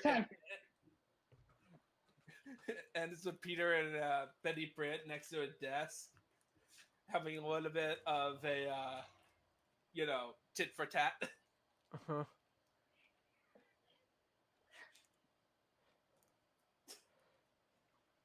Yeah, Betty. You can cut the romantic tension in there with a goddamn machete. Yeah. Yeah, it is. I just like her saying, sometimes I get the feeling you're laughing at a secret little joke that is all your own. Yep. Oh, does she? I don't know. You know those memes where, like Paul Dano Riddler would just does he know? This is Peter. Does she know? Does she know? All right, and like this is just a fun issue. Yeah. And then finally, this is like I like the remake of this story better than this one. Okay. So back in one of the comics I read was it was called like the Marvel Knights line, and one of the Marvel Knights line, and it was essentially retelling the Spider-Man stories like directly, but they adapted to more modern day. And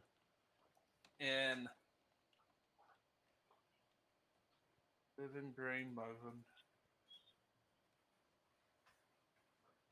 And Alright. the Living Brain looked very different. But I need to.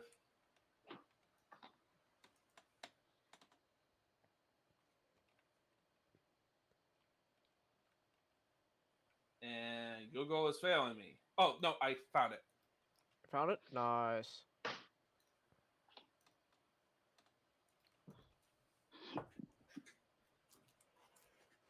The Living Brain. Yeah, so in this one, essentially they built a sentient computer that is also that is machine learning. And then but the main thing that people care about is that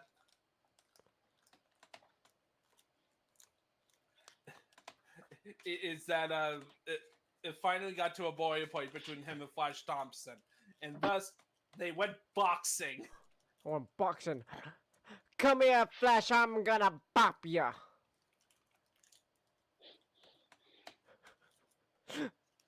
That all you got, Flash? Come on. Come on, Flash. I just love it where like Peter's main concern is not to use his full power. Hold on, I don't want to kill him. I just want to hurt him really bad. But I don't want to kill him. I need to learn to use 2% of my power. My power, it frightens me sometimes. I must learn to control it better. Remember, Peter, you hit worse than Joker Ray Leonard. Don't remember to conserve, to hide your strength. Yeah, and then like you have the Living Brain trying to be taken, and the tension is that Peter, oh no, the Living Brain may reveal that I am Spider-Man to a bunch of my classmates. Oh man, if Flash found out I was if I was Spider-Man, he'd never let me hear the end of it. I can't let that happen. Yeah, it's funny. Though I do like the case what happens in the other comic I read, which is I put in the back in the comic Crypt DMs what the Living Brain looked like, and essentially similar situation. The identity of Spider-Man was asked by Liz, and instead of having a little paper saying that Peter Spider-Man thing, the robot just could not compute, could not calculate. Interesting. Why is that? Because of other factors. It's quite something. Like, it'd be pretty suspicious for like for a robot to have all that information. Yeah. I'm on to you, robot. I'm on to you, robot. And much like in the comic too, Crooks tried to catch it and use the controls, and then it goes out of control. and Spider-Man has to fight it to shut it down. And I think it ends the same way, where Flash Thompson unexpectedly catches the criminal. And then I just love how it ends. Peter's like, suspicious, don't you think? That you just so happened to be you weren't there when the criminals, did their plan, but you were here to take out the glory. A little sus there, don't you think? Flash. Oh. No, I am not Spider-Man. Oh, really? And a helmet. That's why you lost to Peter Parker, huh? No one.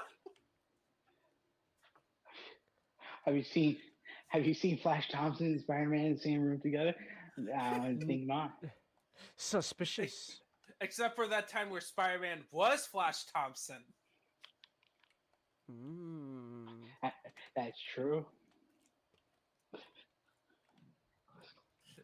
And then this issue ends with Spider-Man party crashing the Human Torch. Hey, Torch. Because why not? He's I just love these two.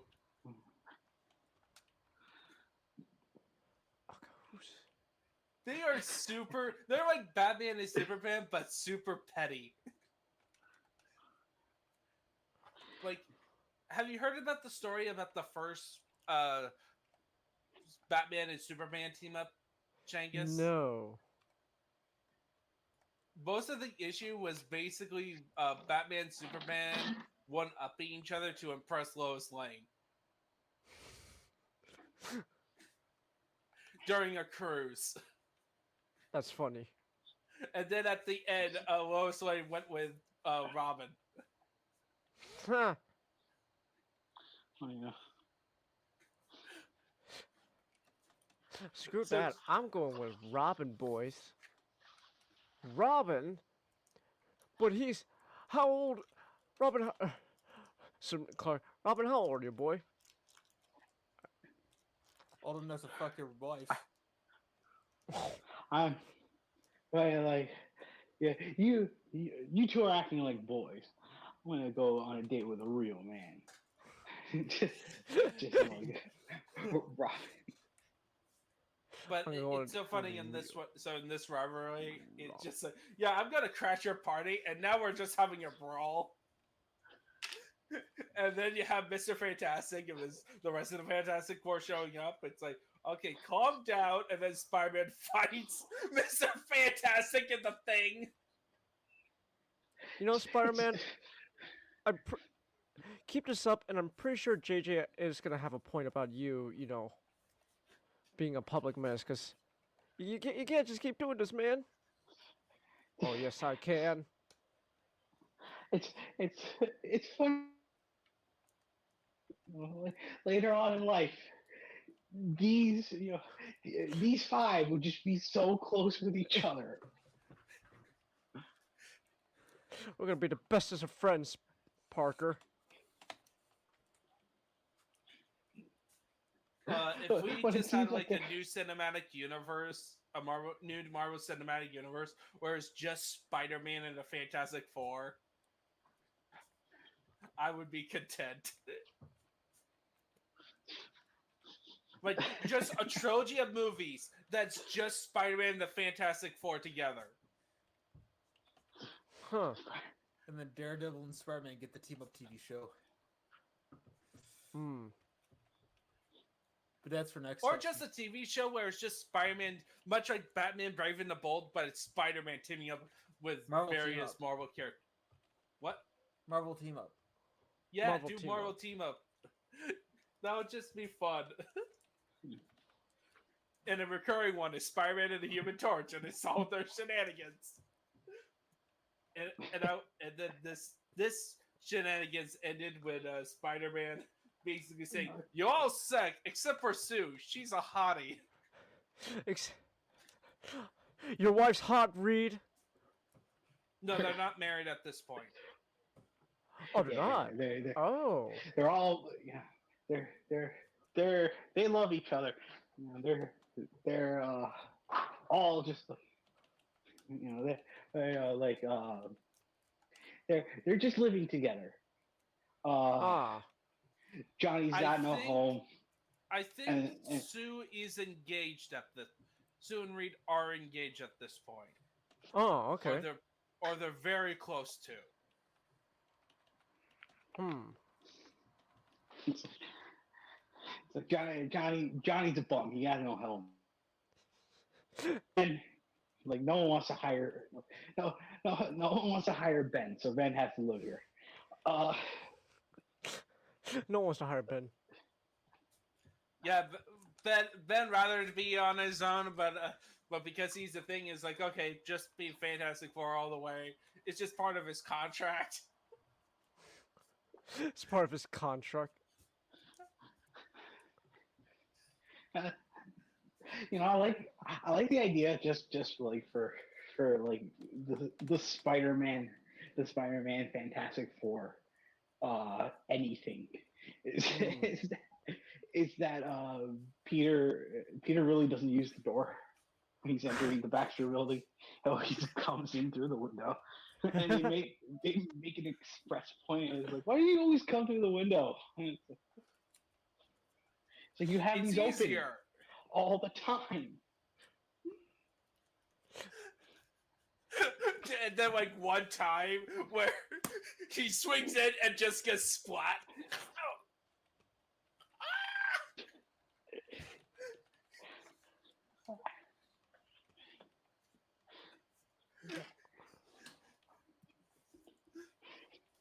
All right, yeah. And so that's so.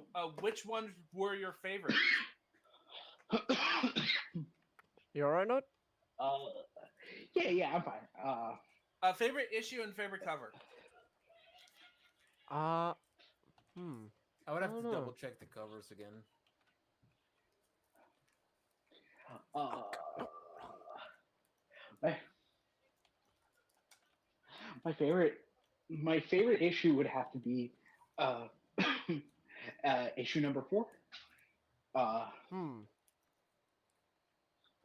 but-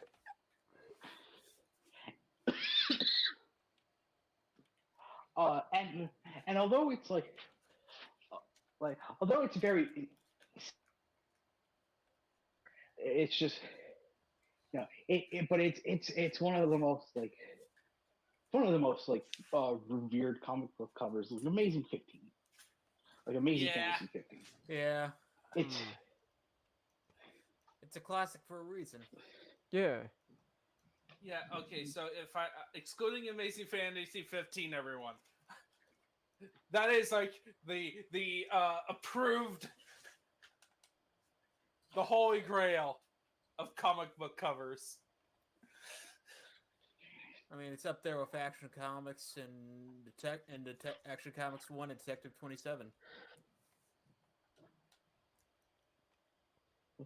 well, I I guess. I would say Oh, issue go. 3 for me, for the cover. For covers? Hmm. Yeah, issue 3, and I would say issue 7 Okay. for the rest of the comic. Hmm. Interesting. Yeah, I would have to go with issue 3 if Amazing Fantasy 15 is just like off the table. I would have to agree with issue 3. Like issue 6 is good. I really like issue 6. That would be my second. Hmm. Issue 2 is also a good honorable mention. In issue 5, Hmm. they're all pretty good covers. Okay, it's like it's quite hard not to pick. Yeah. Yeah, they're all really good. I'm gonna look up Amazing Spider-Man covers. 1, 2, 3. Oh yeah, I like number 3. Yeah. Doc Ock is just a fucking great. Hmm. All right, and I think that's it. So next time for our next reading, we're going to be covering issue Amazing Spider-Man number 9 through 17, but that includes annual number 1. We're doing Sinister in this next section. Sinister Six and Green Goblin, baby. More importantly, we're doing Mysterio. And of course, the greatest Spider-Man villain of all time, Mysterio. Mysterio. That is his name, Hi. Mysterio. I'm better Right. than you. I'm better than you. All right. I hope everyone has a wonderful night or day whenever time you're listening to this.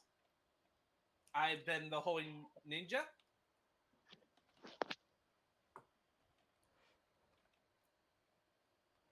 Oh, you want us to, Yeah. on Changus? Oh. Excelsior, webhead. Excelsior.